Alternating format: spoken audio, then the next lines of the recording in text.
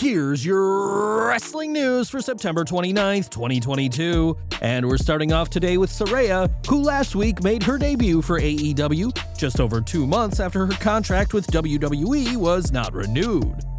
Signing Saraya was a huge win for Tony Khan, especially as WWE had tried to get her back in the post-Vince McMahon era, but now we know more about her contract. Fightful Select reports that Saraya has signed a 3-year contract with AEW and is set to make big money.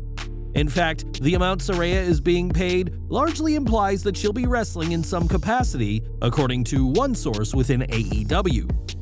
This is a huge deal as Saraya hadn't been cleared by WWE prior to her release, but it's not confirmed that AEW has cleared the British star at this time.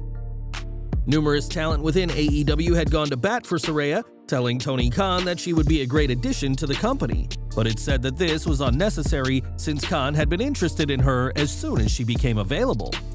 Now Saraya is all elite, much to the excitement of fans and those on the roster, and after being interrupted by Britt Baker last night, it could be the former AEW Women's World Champion who faces her first.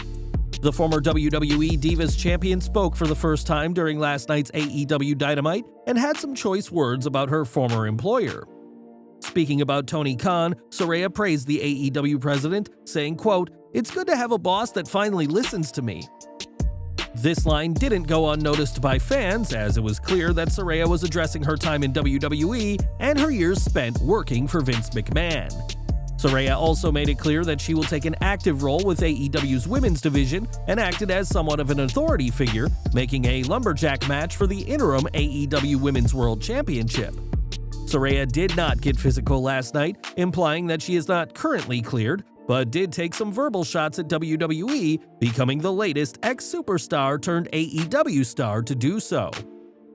More from Saraya as the British wrestler had her first AEW appearance last week, her first promo this week, and now has her first piece of merchandise. On AEW's shop website, fans can pick up Saraya's first AEW shirt, which features the message, "You can't kill her." What's interesting is the time of the merch drop, as tons of fans have been wondering if she will wrestle again. A shirt like this would have never flied in WWE, which opposed the use of the word kill as part of their PG product, but now the countless loyal fans of the former Divas Champion can show their support with a brand new shirt. It's no secret that Tony Khan can be an emotional guy, especially when it comes to wrestling, and has a ton of respect for those wrestlers who risk their health for his company. Fans will remember his hug with Claudio Castagnoli when the latter signed with AEW, and now another wrestler has had a billionaire embrace. Tony Khan and Bandido shared quite a happy moment after Dynamite went off the air, as the AEW president raised Bandido's hand and the two had a long hug. Bandido went into Dynamite hoping to become ROH World Champion, which didn't happen as he ended up tapping out to Chris Jericho's Lion Tamer, but at least Bandido was able to share a hug with Tony Khan. For years, WWE has had Goldberg wrestle a handful of matches a year, often getting the win over full-time superstars. Goldberg's last match came back at Elimination Chamber this year where he lost to Roman Reigns, but the WWE Hall of Famer could be getting back in the ring. Speaking on the bump, Goldberg addressed his part-timer contract with WWE and revealed that he's technically already had his last match. "I don't have any matches left on my contract, but I know one way we could take care of Roman Reigns. I do need to give him a little receipt for that chokeout in Saudi Arabia, but I think there are a number of superstars capable of dethroning him."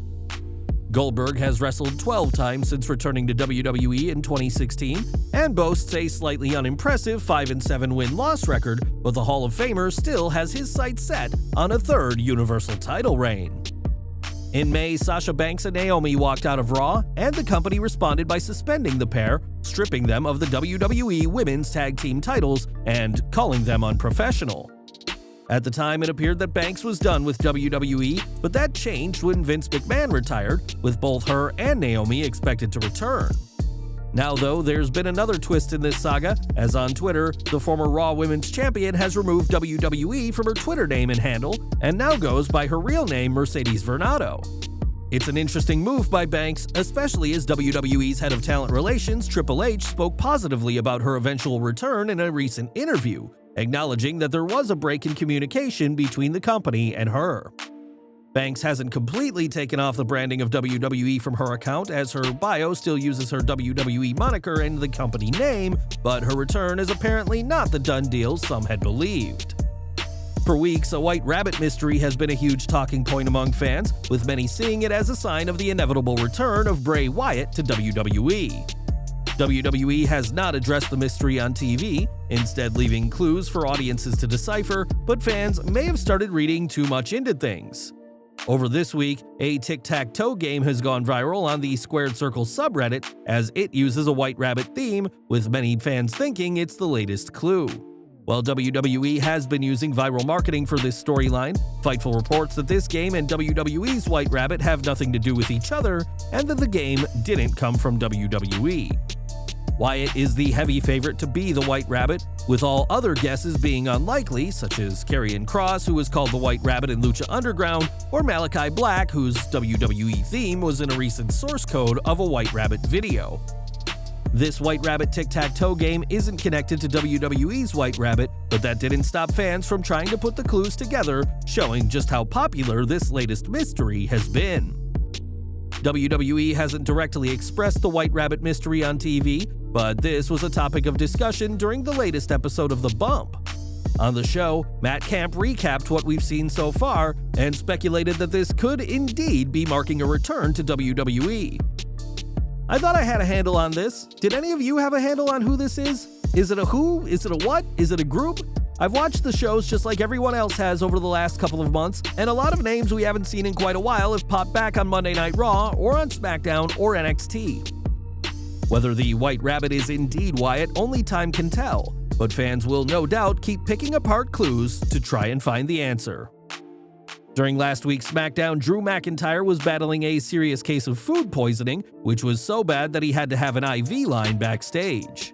McIntyre fought through the pain to appear on SmackDown, but was pulled from the weekend's live events, but the Scottish Warrior is feeling better now. PW Insider reports that McIntyre has been factored into WWE's creative plans for tomorrow night's SmackDown, and is expected to be back on the road at live events this weekend. Not only did Drew work through food poisoning on last week's show, he also had to improvise when the planned fireball spot didn't go as planned, so it's great to hear the former WWE champion is doing better.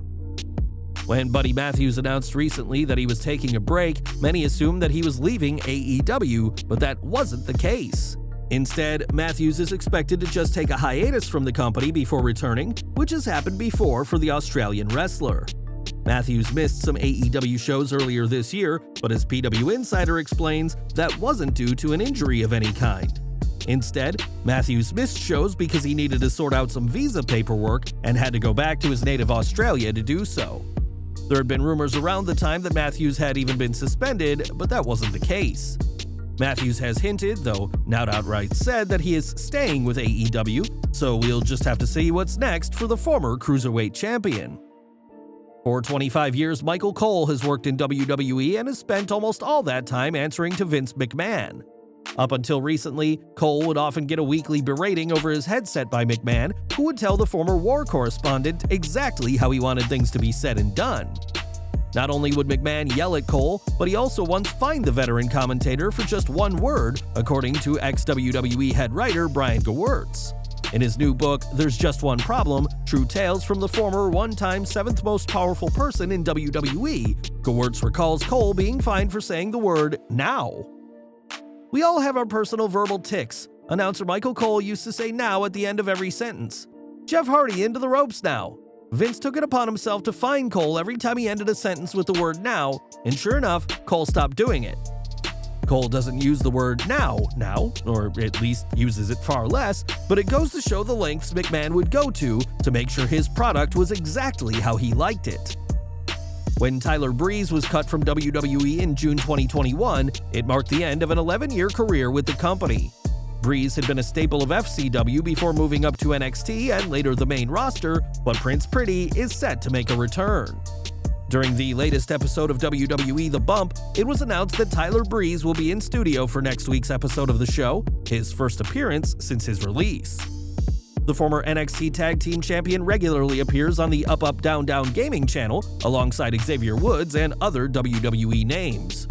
It was just last week that Zero News reported that Breeze could be making a full-time return, as he's been backstage a lot lately and is seen to be a Triple H guy. So next week's The Bump appearance could be the start of big things for Prince Pretty. And we're ending today with MJF, who for years has both infuriated and entertained fans with his character work. MJF's refusal to break character has also earned him the respect of people in the wrestling world, but he's set to take his skills outside the squared circle. MJF recently appeared on KFC Radio for an interview where he said that he sees himself as an actor in the future, saying, "There are definitely a lot of feelers out there. I'll actually be heading out to LA, Los Angeles, literally after Dynamite for a lot of meetings. There are definitely a lot of people interested in MJF." The Salt of the Earth went on to name-drop John Cena, Batista, and The Rock as stars who have succeeded in acting, and said that it's pretty obvious that he has it.